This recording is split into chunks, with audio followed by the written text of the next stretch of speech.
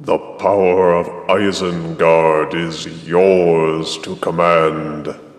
Or mine to command. Hello, my baby! Hello, my honey! Hello, my ragtime gal! Suddenly you kissed my wife! Baby, my heart's on fire! For Christmas, my minions procured for me this decorative plasma lamp called Destroyer of Worlds, and for some reason they seemed to think it would amuse me, and I promised I'd review it, so I don't want to hurt their feelings. Let's see now. The line of decorative lamps is made by an outfit called World of Wonders, pictured here at the side of the box, and identified on both of the side panels. On the front it shows me. Hello, me. Looking good. On the back, the manufacturing company is shown to be DWK Corporation, and the box reads, DWK Home Decor and Accessories offers hundreds of exclusive and uniquely designed figurines. Our pieces span a broad range of themes, so there is something for everyone. Our handcrafted collection was created to bring a special touch to your home. How nice. Well, evidently their broad range doesn't encompass using proofreaders. If anyone out there would like to say exactly what Themeso is, I'm all ears. Beyond that, the box is a simple, rectangular, glossy black thing. Let us unleash the Destroyer of Worlds and see if it's as cool as it looks. And here is the Destroyer of Worlds lamp out of box. It stands over a foot tall, making it an imposing addition to any desktop or curio shelf. There's a card hung on the side of the lamp. Inside is yet another blurb from the makers, reading, "Add mystery and magic to your castle with this timeless keepsake. This premium collectible reminds us that imagination is limitless and nightmares are forever. Create a haunting reminder that life is what you make of it, with the rich imaginative palette of our creative spirits." I've read this sentence at least 3 times and I still have no idea what they were talking about. But it says a collectible to behold, frighten, and forever hold a memory. Collect them all today. Well, I'll get right on that. Starting with the base, the lamp has been sculpted and painted to resemble a rough stone slab with a couple of random bones strewn atop. It is painted a dark granite grayish brown with the bones off-white. The paint applications seem a bit off, especially with these bones. They seem to have kind of given up halfway through painting them.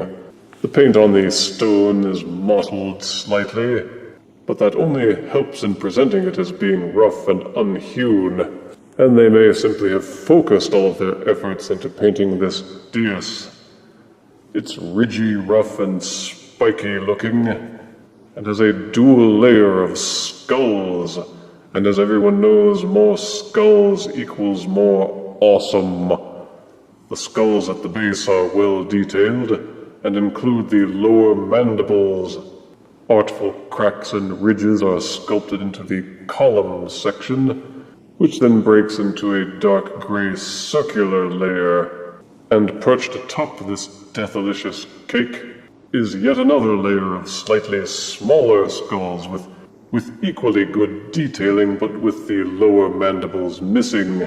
But the crowning glory of this piece is this sculpted statue of me looming behind the dais. And here I am, wearing my trademark black robe. The robe is filled with ridges, ripples, and wrinkles to simulate rough and textured cloth, which ripples awesomely in the wind. My robe is held closed, with a sculpted rope. The rope is off-white instead of brown, with dabs of black between the sculpted braids. The robe flares open at the neck and joins into the hooded cape and hood which I wear over my beautiful and handsome face. Just look at me. Sometimes I forget how cool I am, but if you are at risk of forgetting, then having this lamp should serve as a daily reminder. Viewed from behind, the robe, hood, and cape show rough and tattered edges, and tattered cloaks also equate to more awesomeness. The hands are decently sculpted, though as with many of these factory pieces, the paint applications are hit and miss. The hands and face have some black highlights, but there is also a lot of visible spillage in some areas that look like they were missed. With patience and some craft brushes, ambitious owners should be easily able to rectify these factory errors.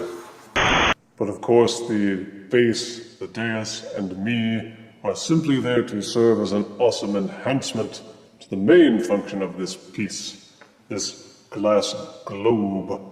At the top of the dais is a plasma ball lamp, so let us dim the lights and show it off. When plugged into any electrical socket, you may flip this switch to activate the lamp. Ah, now that's awesome. On top of awesome. Plasma ball lamps have been in existence for many years, and the technology is tried and true. Electrical current reacts with gases inside the sealed globe to send out glowing strands of lightning. And if that isn't awesome enough, you can touch the outside of the glass to create even stronger bolts of energy. So if you are bored or just like touching glass, you will have hours of fun creating patterns of light and energy. And with my hands raised as if I'm about to do something really incredible, having me looming behind all of this electrical coolness makes it even better. This is not a toy or an action figure, just a really cool display piece. It will serve as a fine addition and conversation piece for any room, table, shelf, or office, bringing glee to others and satisfaction to yourself to know that you own something this awesome.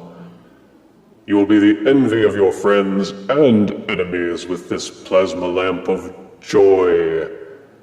The only negatives are the hit-and-miss paint applications, and the World of Wonders Destroyer of Worlds death lamp receives 9 out of 10 deaths. And I think I have finally found something cool enough to replace that tombstone at the back of the death table. If you refuse me, honey, you lose me. Then you'll be left alone, oh baby. Tell them all, and tell me I'm your own.